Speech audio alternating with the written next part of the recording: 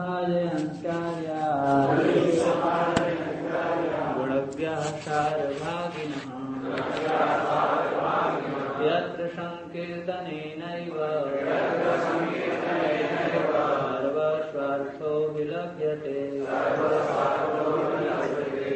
एवं युगानुरूपाभ्याम्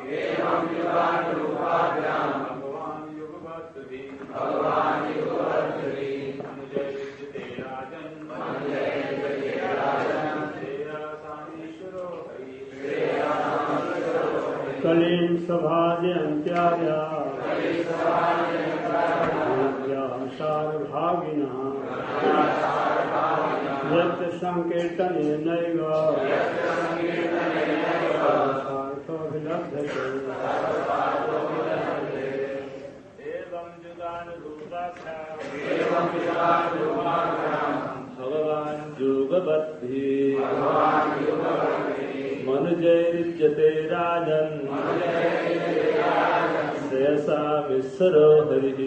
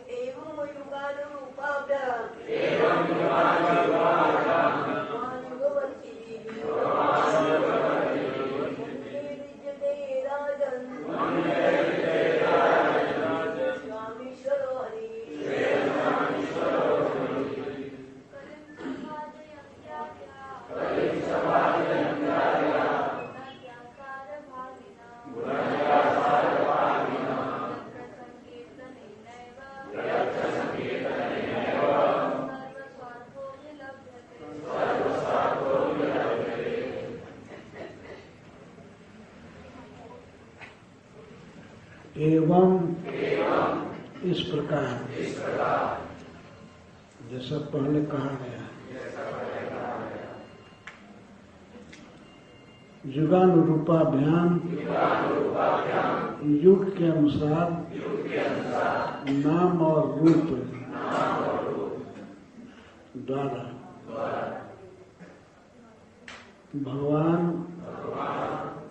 भगवान श्री कृष्ण युगवर्त भी भिन्न भिन्न युगों में जन्म लेने वाले मनुष्यों के द्वारा इज्जते पूजे जाते हैं।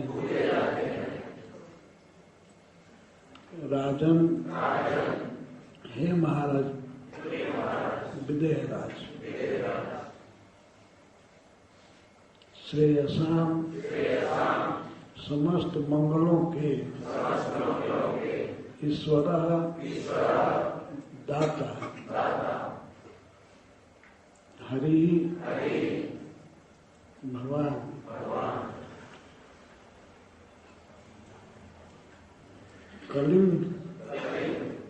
कलियुग को सभाजयंती पसंद करते हैं, स्वागत करते हैं। आर्या सज्जन लोग, लज्ञा इस पर प्रश्न होता है कि कलियुग को बड़े बड़े लोग क्यों पसंद करते हैं, तो इसका उत्तर करभाजन दे रहे हैं। गुणज्ञा कलियुग के गुण को जानने वाले, सार भागिना इसके सार को समझने वाले। क्या सार है? यत्र जिस युग में संकीर्तनेन, संकीर्तन के द्वारा, एवं केवल, केवल संकीर्तन के द्वारा ही सर्व समस्त स्वार्थ स्वार्थ अर्थ अभिलभ्यते प्राप्त किया जाता है।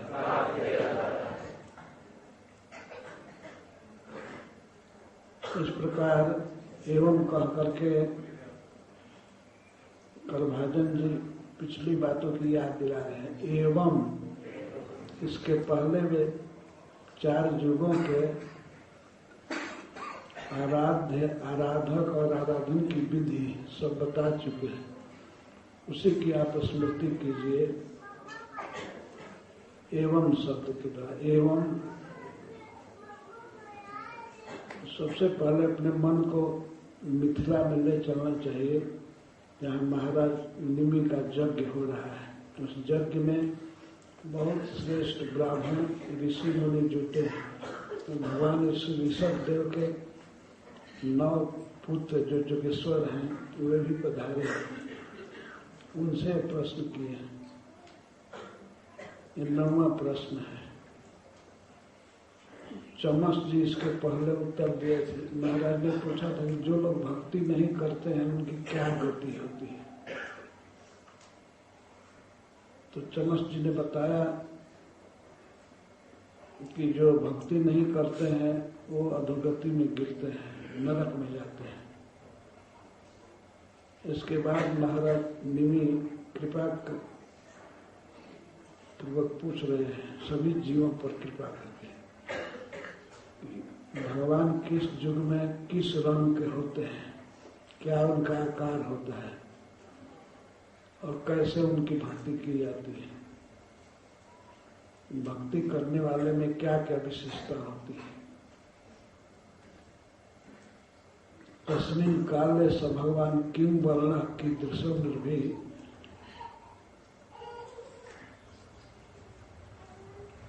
पूज्यते तदिहोच्यते, कैसे पूजे जाते हैं इसको कहिए।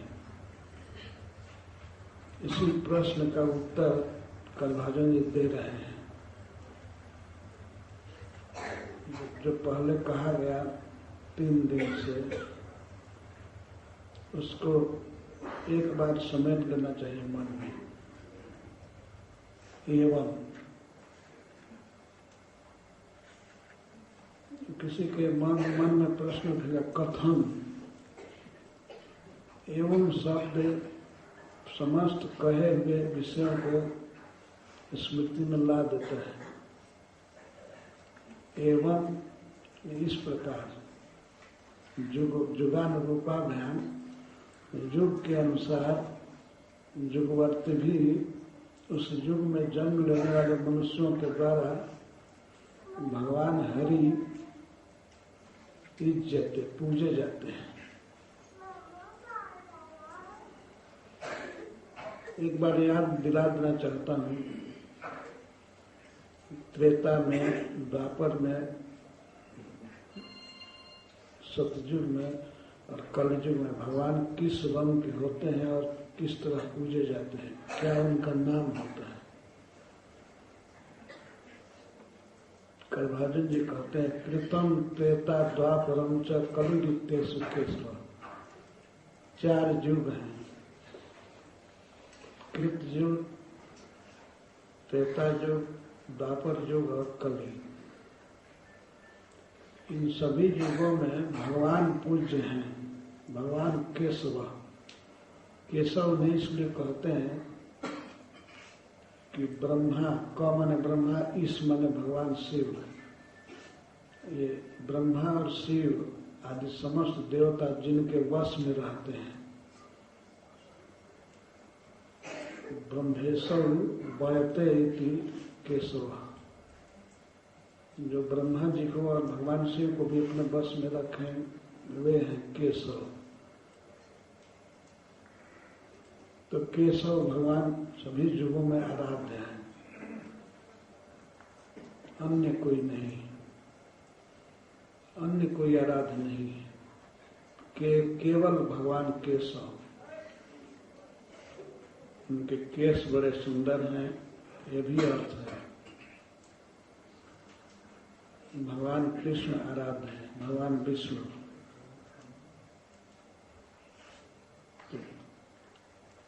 कृतयुग में इनका क्या रंग होता है? कृते शुक्ल। सतयुग में भगवान उज्ज्वल सफेद रहते हैं, चतुर्बाहु, 4 भुजाएं होती हैं।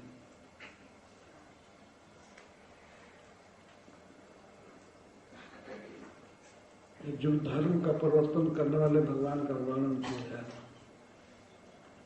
कृते शुक्ल चतुर्बाहु जटिल बलकलाम्बर, और उनकी जटाएं होती हैं,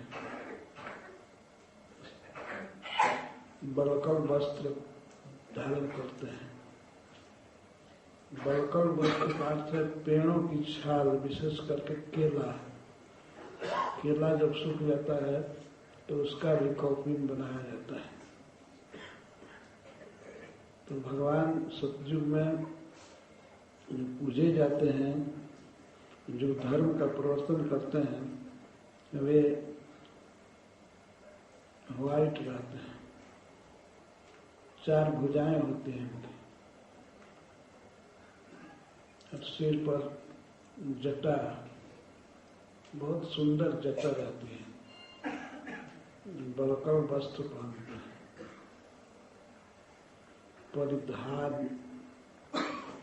परिधान कहते हैं जो कमर से नीचे वस्त्र पहने जाते हैं। तो बलकल वस्त्र पहनते हैं।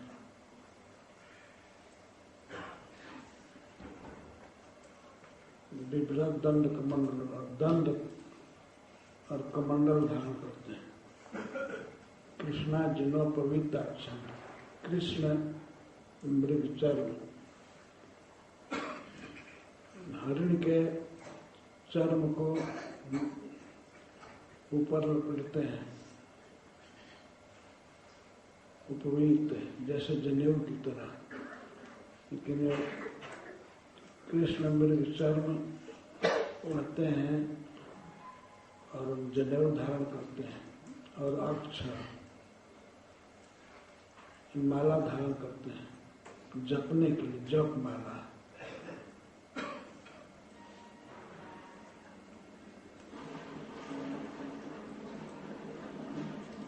इससे सिद्ध है कि एक ब्रह्मचारी के रूप में, ब्रह्मचारी देश में भगवान प्रकट होते हैं, और उन्हीं की उपासना सतयुग के निवासी किया करते हैं। भगवान कृष्ण इस तरह से प्रकट होते हैं सतयुग में। जटिलो बलकलाम्बरा, कृष्णा जिनो पवित्राक्षान, विभ्रत दंड कमंडल। विभ्रत सभी कर्मों में लगेगा। वे कृष्ण मृग चर्म धारण करते हैं, जनेऊ धारण करते हैं, और अक्षमाला धारण करते हैं। अक्षमाला कमल के बीज की माला धारण करते हैं। कोई अर्थ करते हैं कि रुद्राक्ष की माला धारण करते हैं। जो भी धारण करते हैं, लेकिन धारण करते हैं भगवान जप माला। ब्रह्मचारी के रूप में रहते हैं। क्या सिखाते हैं? उस समय मनुष्य लोग उनसे क्या सीखते हैं?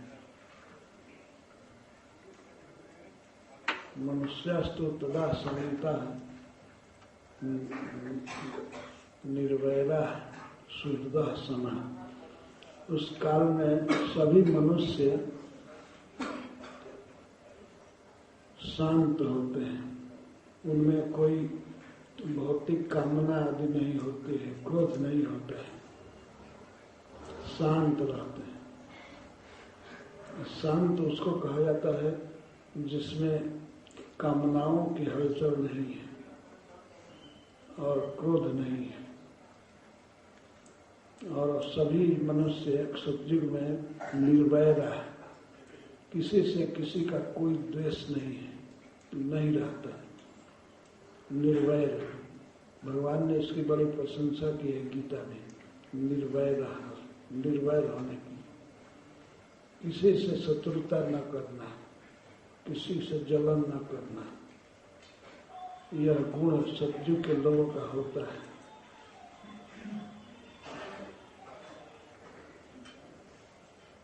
तो उस समय उपासना करते हैं भगवान की तपस्या, ऐसे देव की उपासना करते हैं तपस्या, तपस्या द्वारा। तपस्या का अर्थ है ध्यान।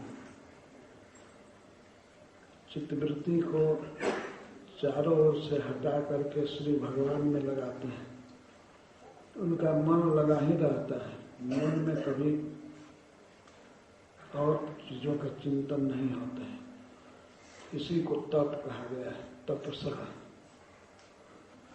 समेन च दमेन च, और उनका बाह्य इंद्रियों पर नियंत्रण होता है और मन पर भी रहता है। तो इसको सम, दम और सम कहते हैं।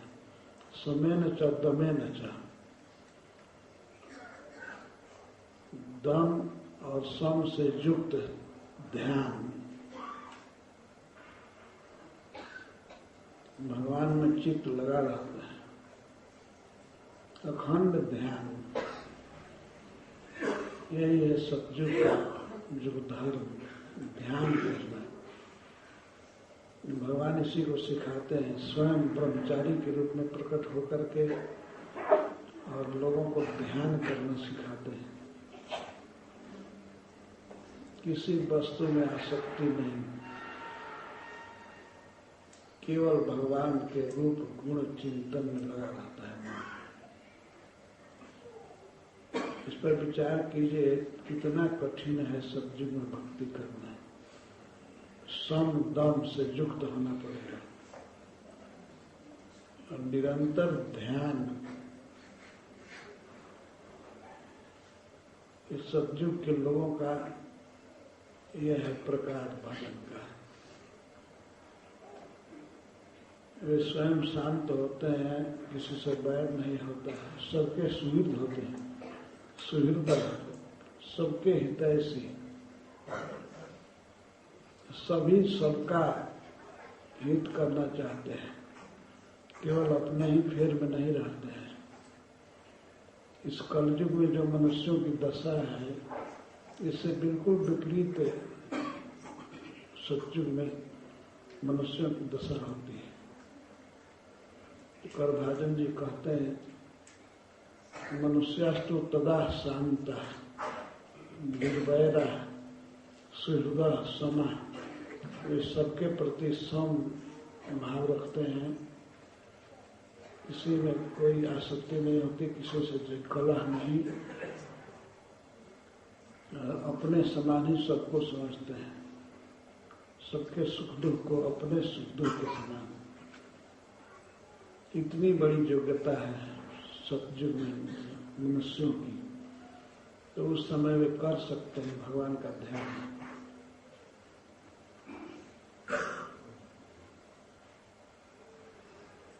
सम दम से युक्त होकर के ध्यान में लगे रहते हैं। और त्रेता युग की बात बताते हैं। त्रेतायाम रक्त वर्ण सब, त्रेता में भगवान लाल रंग के होते हैं, वैसे प्रकट होते हैं चार भुजा से। त्रेतायाम रक्त वर्ण सब चतुर्बाहु, चार भुजा में।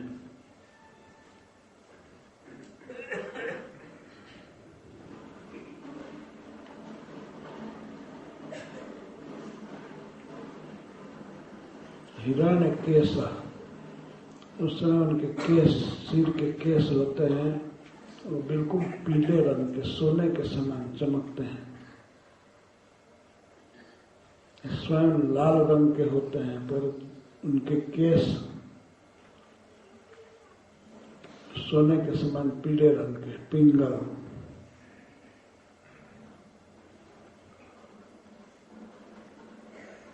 त्रयात्मा, भगवान वेद स्वरूप होते हैं,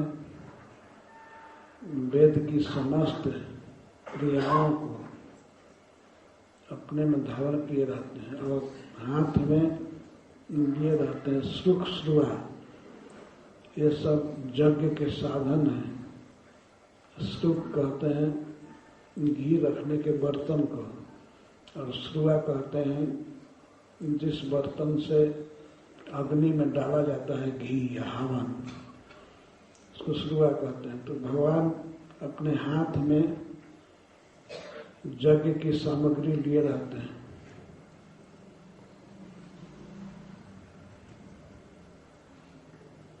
उस काल में मनुष्यास्तु तदा मनुजा भगवान की आराधना करते हैं विद्या त्रय्या, ब्रह्मिष्ठा ब्रह्मवादिना। उस समय के मनुष्यों की योग्यता करभाजन जोगेश्वर बता रहे हैं। ब्रह्मिष्ठा, धर्मिष्ठा, सभी धर्म में लगे रहते हैं, अपने अपने वर्ण और आश्रम के अनुसार अपने कर्तव्य कर्म में सभी लगे रहते हैं। ब्रह्मवादिना, और सभी वेद के अनुसार चलते हैं, सबको शिक्षा भी देते हैं, उसको ब्रह्मवादी कहते हैं। अब के मनुष्य तो न्यूज़पेपरवादी हो गए। बहुत ज्यादा विद्वान माना जाता है यदि टीवी देख करके कुछ कह रहा है या अखबार पढ़ करके, ये अखबारवादी हो गए। और त्रेता युग में सभी ब्रह्मवादी रहते हैं। कोई बात करते हैं तो वेद से करते हैं, वेद का उदाहरण देते हैं, धर्म में लगे रहते हैं, अपने धर्म में, वर्ण धर्म में, आश्रम धर्म में। जो उस समय श्री भगवान उनको सिखाते हैं कैसे वेद के अनुसार यज्ञ करना चाहिए। बड़े बड़े यज्ञ होते हैं, करते हैं, स्वयं धर्मिष्ठ रहते हैं और वेद परायण होते हैं, ब्रह्मवादी होते हैं।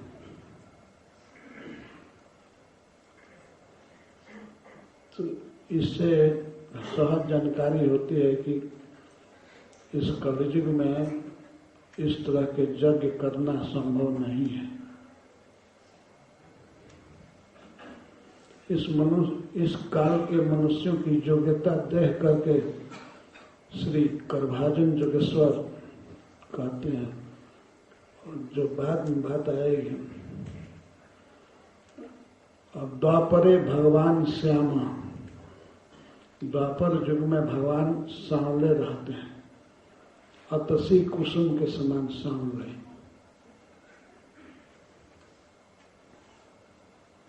पीतवासा निजायुधा, और पीतांबर पहनते हैं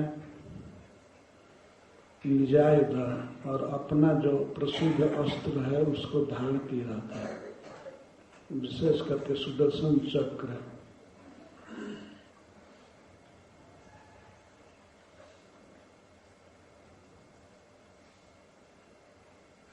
उस समय द्वापर युग में भक्तजन भगवान की आराधना करते हैं। महाराजोपलक्षण, भगवान की उपासना करते हैं, भक्ति करते हैं। महाराजोपलक्षण, भगवान महाराज के, बड़े बड़े राजा के समान ठाट बाट से रहते हैं, छत्र और चामर से युक्त है।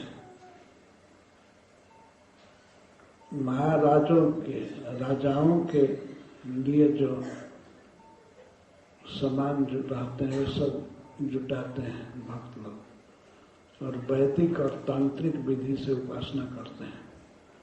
तांत्रिक विधि मतलब पंचरात्र आदि ग्रंथों के अनुसार और वेदों के अनुसार जैसे भगवान की स्तुतियां की गई हैं, तो इस तरह से स्तुति करते हैं, पूजा करते हैं। बड़े बड़े मंदिरों में भगवान के श्री विग्रह की स्थापना करते हैं और भगवान की पूजा करते हैं महाराजोचित विधि से।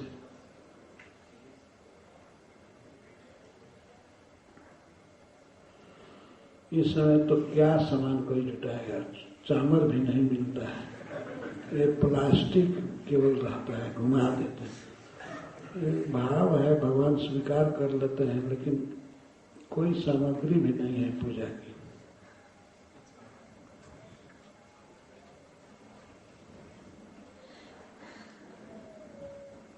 तो ये उपासना की पद्धति है। और कलयुग में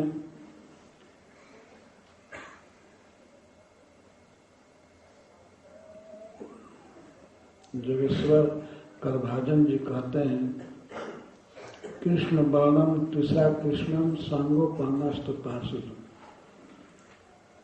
कलयुग में भगवान गोरे होते हैं, उनके मुख पर कृष्ण वर्ण रहता है। कृष्ण वर्ण, कृष्ण शब्द हमेशा रहता है। और वे अपने अंग के साथ, अपने अंग उपांग के साथ, नित्यानंद प्रभु के साथ, श्री अद्वैताचार्य के साथ और अस्त्र के साथ, अस्त्र मतलब हरिनाम और श्रीमद् भागवतम, और पार्षद श्री श्रीवास आदि भक्त बिंद है, इनके साथ रहते हैं। तो ऐसे कृष्ण की आराधना करते हैं भक्त कलयुग में। इनकी योग्यता क्या होती है? सुमेधसा, विवेकी होते हैं। इस युग में और कोई योग्यता नहीं होती है, परंतु इतनी अपेक्षा है विवेक होना। इस युग के गुण को पहचान लेना, तो वे इसके अनुसार यज्ञ करते हैं। यज्ञ ही कैसा यज्ञ? संकीर्तन प्राय, संकीर्तन यज्ञ, सुमेध सह। और भक्ति करने वालों की योग्यता है सुमेधसा, जिनकी मेधा, जिनकी बुद्धि सुष्ठु है, सुंदर बुद्धि है, वे चैतन्य महाप्रभु का भजन करते हैं।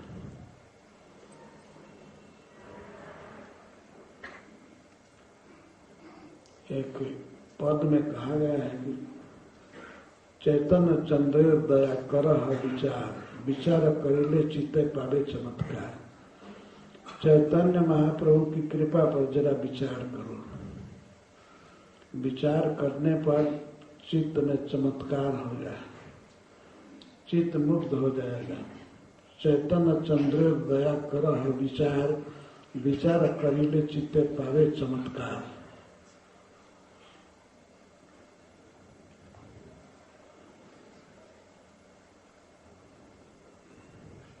वास्तव में चैतन्य महाप्रभु की कृपा अद्भुत है। तो ऐसे प्रभु का भजन करते हैं कलयुग में वे लोग जो सुमेधा होते हैं, जिनकी सुंदर बुद्धि है, विवेक है, क्या करना चाहिए, क्या नहीं करना चाहिए, क्या चीज ग्रहण करनी चाहिए, क्या छोड़नी चाहिए, इसको ये जानते हैं ठीक से। इस युग में जो सबसे बड़ा लाभ है वो है संकीर्तन। हरे कृष्णा कृष्णा कृष्णा हरे हरे, हरे राम राम राम हरे हरे। यत्र संकीर्तनेनैव सर्वः स्वार्थो विलभ्यते। इसीलिए अन्य युगों में भी, सतयुग त्रेता द्वापर में भी जो आर्य हैं, जो सज्जन हैं, वे कलयुग का बड़ा आदर करते हैं। कलिम सभाजयंती, सभाजयंती का अर्थ स्वागत करते हैं। जन्म हुआ है सतयुग में, त्रेता में, लेकिन कली के प्रति बहुत बड़ा आदर है, स्वागत करते हैं। क्यों स्वागत करते हैं?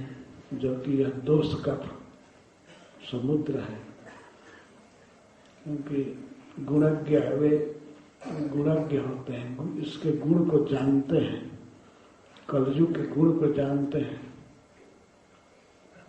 इस युग का सबसे बड़ा गुण है जब संकीर्तन एवं, केवल संकीर्तन से, केवल नामोच्चारण से व्यक्ति सर्व स्वार्थ विलंबित, सर्व स्वार्थ को पा लेता है। धर्म, अर्थ, काम, मोक्ष सब कुछ भगवत प्रेम पर्यंत पा लेता है। सर्व स्वार्थ, सब कुछ मिल जाता है केवल नाम संकीर्तन से। यह गुण है कलयुग का। और कलयुग में एक और गुण है, कलिकर एक पुनीत प्रतापा, मानस पूर्ण हो ही नहीं पापा। मन इतना गिरा हुआ होता है कलयुग में कि भगवान ने ये सब नियम दे दिया कि अगर मन में शुभ विचार उठेगा, पूर्ण होगा, तो उसका फल मिल जाएगा। और पाप का फल मन से नहीं मिलेगा, मन से करने से नहीं मिलेगा, शरीर से करने पर मिलेगा। वचन और शरीर से जब पाप किया जाता है तब उसका फल मिलता है, और पुण्य केवल मन से कर दिया जाए तो मिल जाएगा। यह इस युग की विशेषता है। यदि मन से भी कोई सत्कर्म करता है, मन में आप अपने रूम में बैठ करके भी यदि गिरिराज जी की परिक्रमा कर रहे हैं या वृंदावन की परिक्रमा कर रहे हैं, तो परिक्रमा का फल मिल जाएगा। यही इस युग की विशेषता है। और सबसे बड़ा गुण है यत्र संकीर्तनेन एवं सर्व स्वार्थो विलंबित। केवल विष्णु के नाम कीर्तन से सर्व स्वार्थ की सिद्धि हो जाएगी। जो चाहते हैं सब मिल जाएगा।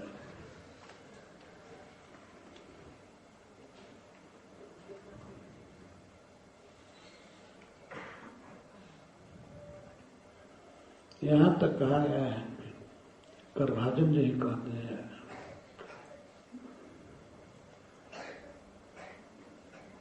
नातः परतरम लाभो देहिनाम भ्राम्यताम यहाँ।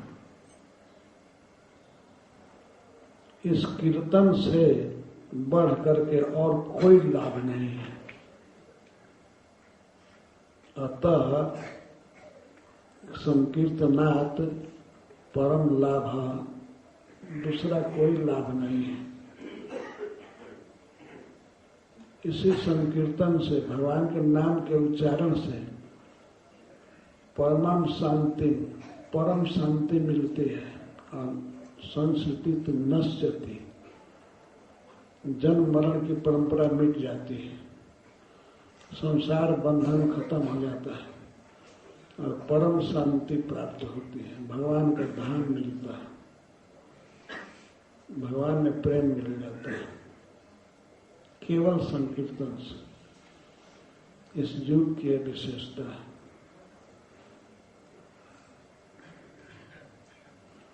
चारों युगों के आराध्य का वर्णन करके और अंत में करभाजन जी कहते हैं कि कलिम सभाजयंत अर्जा गुणज्ञ सारभाग में।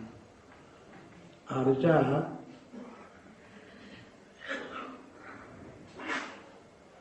सज्जन गण सभी युगों में कलयुग का आदर करते हैं, स्वागत करते हैं। क्योंकि वे कली के गुण को जानते हैं। कलेर दोष निधे राजन। सुखदेव गोस्वामी जी कहते हैं महाराज परीक्षित से कि हे राजन, यह कलयुग दोषों का समुद्र है। जिधर देखिए चारों तरफ दोष ही दोष है।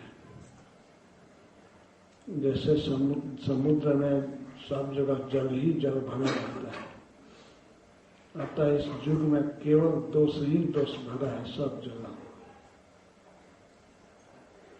लेकिन अस्थि ही एको महान गुण है। लेकिन इसमें एक महान गुण है जो अन्य युगों में नहीं है। महान गुण क्या है?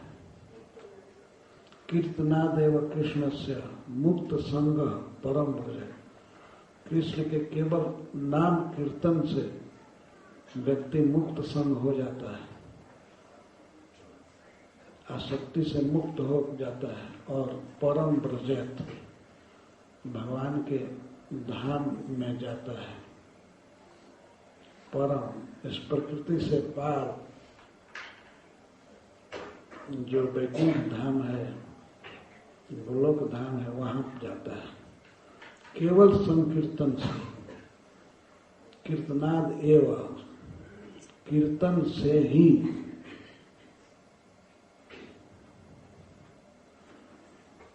अन्य युगों में सम दम आदि का पालन करना पड़ता है, ध्यान करना पड़ता है, वेद पढ़ना पड़ता है, बहुत परिश्रम है भगवान को पाने में।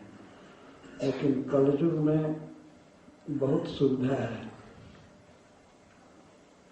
केवल भगवान के नाम के उच्चारण से सब कुछ हो जाएगा। हरे कृष्णा कृष्णा कृष्णा हरे हरे, हरे राम राम राम हरे हरे।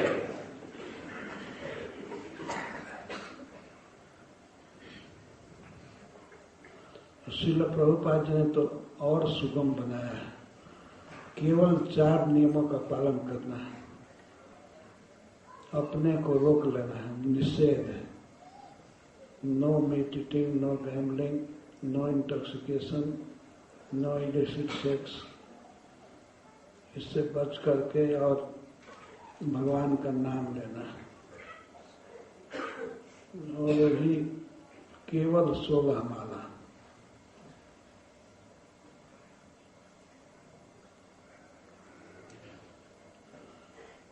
तो यह मनुष्यों पर बहुत बड़ी कृपा है।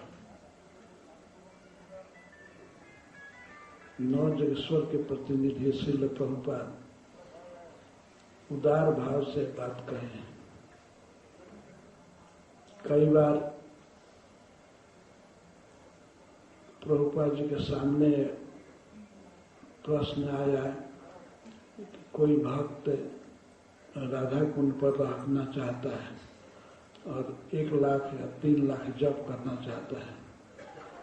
प्रभुपाद ने कह दिया 16 माला केवल करो, अपने स्थान पर रहकर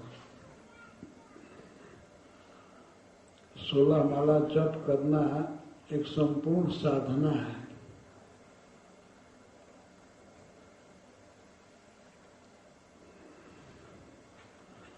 तो करभाजन जी के उद्गार को आप सुन रहे हैं, पढ़ रहे हैं। इसी युग का आदर करते हैं सभी युगों में लोग।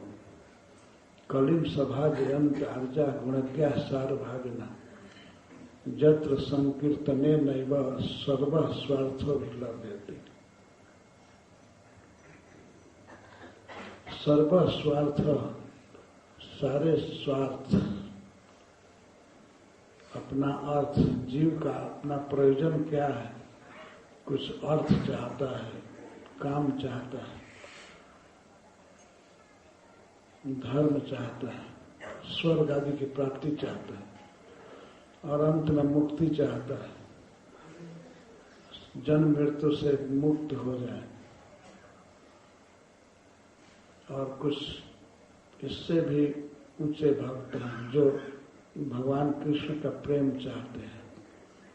तो जो भी चाहते हैं सर्वस्वार्थ, जिसकी जो भी इच्छा होगी, अगर धर्म की इच्छा होगी स्वर्ग प्राप्ति की तो वो भी मिलेगा, यदि वैकुंठ जाने की इच्छा है तो वो भी मिलेगा, और कोई भी कामना होगी तो वो भी मिलेगा, पूरी होगी। सर्व स्वार्थो भी लभ्यते, केवल संकीर्तने न, केवल भगवान के नाम के उच्चारण से। ये बहुत महत्वपूर्ण वाक्य है, और यह वाक्य है भगवान ऋषभदेव के पुत्र भक्त शिरोमणि सिद्ध योगी करभाजन जी का।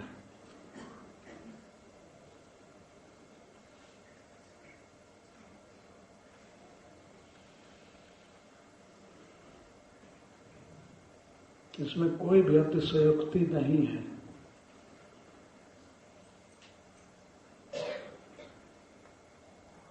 सर्व स्वार्थ लभ्यते, हमारा सब स्वार्थ पूरा होगा केवल इस नामोच्चारण से।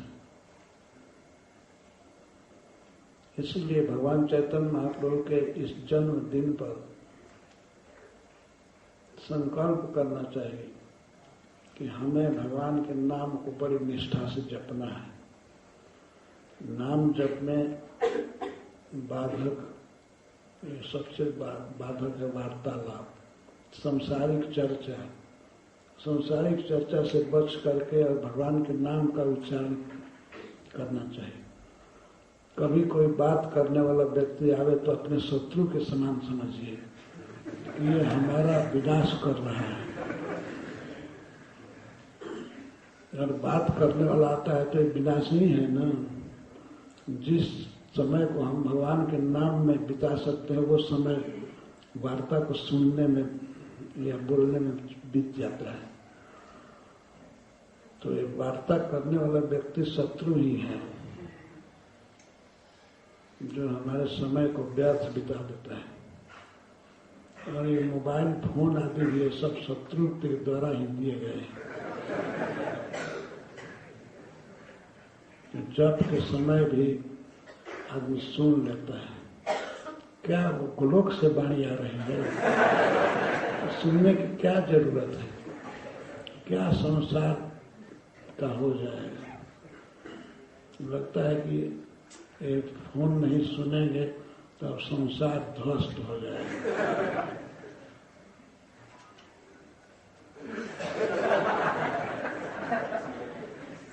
और भी जप के समय महामंत्र जप रहे हैं और बीच में फोन सुनने लगे तो जप का तिरस्कार हुआ, भगवान के नाम की अवहेलना हुई।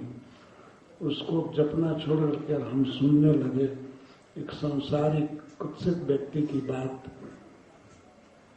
तो ये भगवान के नाम का अपमान है, अपराध है, इससे बचना चाहिए। जब जप करना है तो मोबाइल फोन को रख देना चाहिए अलमारी में या कहीं भी, और कहीं भी चिल्लावे बोले कुछ ध्यान मत दीजिए, उसको चिल्लाने दीजिए, वो शांत हो ही जाएगा। या उसका मुंह बंद रखना, चिल्लाने न पाए, साइलेंट पर रख दे।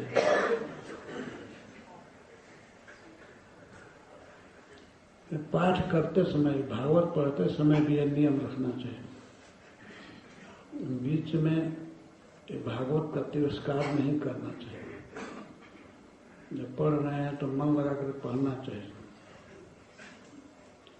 यही अस्त्र है चैतन्य महाप्रभु का, श्रीमद् भागवतम और भगवान का नाम।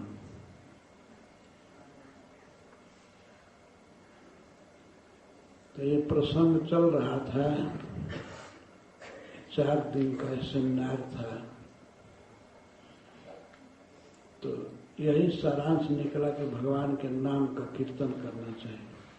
इस युग में यही कर सकते हैं, यही सबसे बड़ा साधन है। इससे बढ़ करके कुछ भी नहीं है।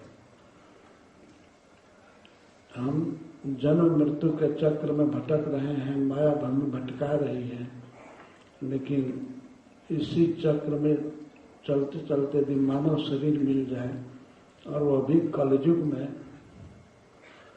और सद्विवेक हो जाए, सुमेधा हो जाए, तो सबसे बड़ा लाभ यही है भगवान के नाम का जप कीर्तन।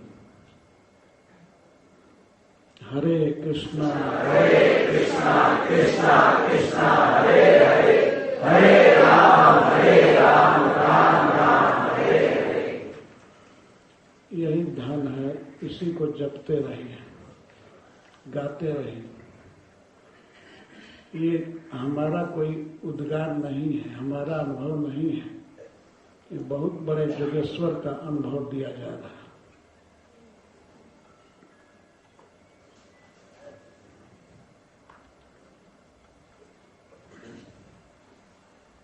इस नाम संकीर्तन से बड़ा लाभ कुछ नहीं है।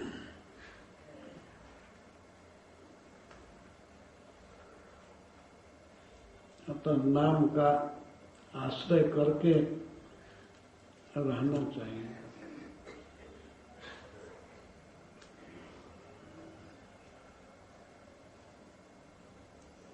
जय श्रील प्रभुपाद।